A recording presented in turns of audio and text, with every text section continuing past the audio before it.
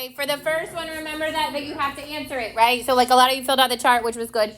But you have to make sure you answer it. How many of you use the y equals on your calculator trick for the chart? Okay, remember that should save you time. If you know how, you have to plug them all in, but obviously, which can be done. But make sure that you answer it. So that middle value tells you that your limit was not -9 because as it approaches 2 from both sides, it's -9. Number 2, the limit does not exist, and it said explain why. So again, if this was a quiz question and you only put D and E, that's not enough. You have to explain why. And that's because there's it approaches 2 different values as you go to 1.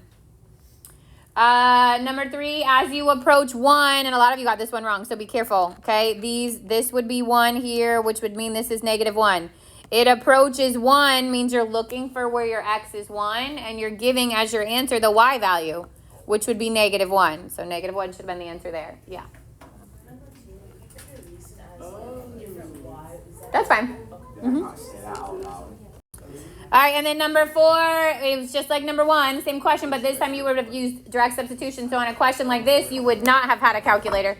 You would have had to plug it in and you should have gotten -9.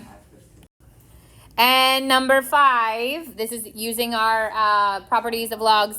So f of x was -3, 2 times g of x, which was 10, or the limit of g of x, which is 10, and you should have got -23. Again, overall, really good. Like a couple of mistakes arithmetically there, but overall pretty good. Yeah.